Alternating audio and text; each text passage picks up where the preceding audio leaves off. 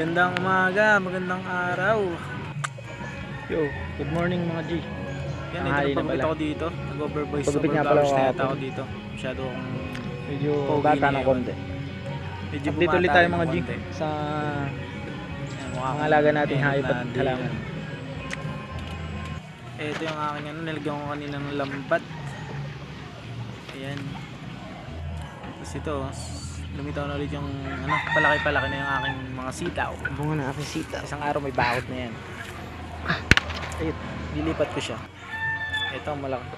Nalalaki ang aking mga sili. Mga minsan meron na ito mga G, mga bunga. Siyempre di mawala ang aking mga buraot na pato. May pagkain na sila, bukod pa yung pagkain ng mga manok. Pamangkin ko nga pala ito mga G. Ayan. Halos di na mabusog yung mga manok. Gawa ng mga pato nito. Ito naman mga pinagagawa ko.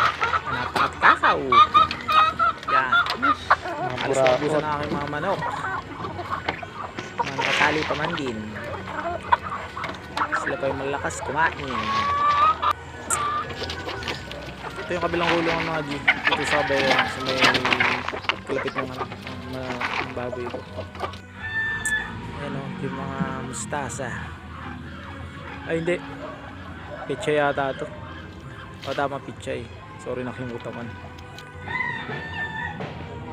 Ayan.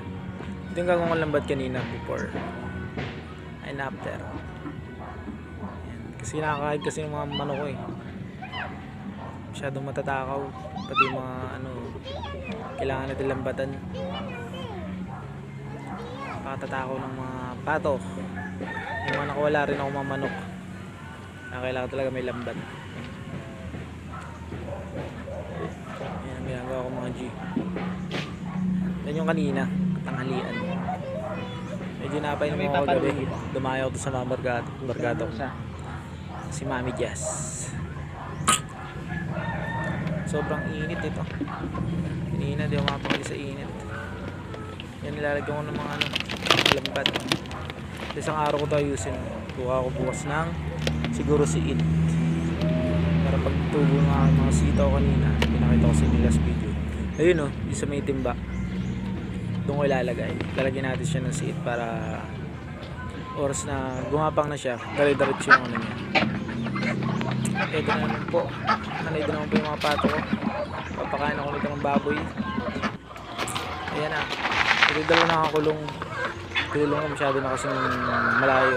Medyo maraming buhaya dito sa pag ninakaw ba. At ito ang aking katulong, ang aking kit na pamangkin. Natapo na. At ito ng aking inahin. Na malalaman kong result nito ay sa this coming 18 or 21 days. Sabi ng doktor ang tagal niya. At ito na update ko ulit yung manok ko kahapon. Ayan, kahapon 2, ngayon 4, 6 na. Nagpisa na po ulit na nagpisa. Ayan. 4 na yan. Kasi may dalawa pa dyan. Pangalang papakita ko sa inyo guys yung mapipisa. Ayun o, sumisilip na sila.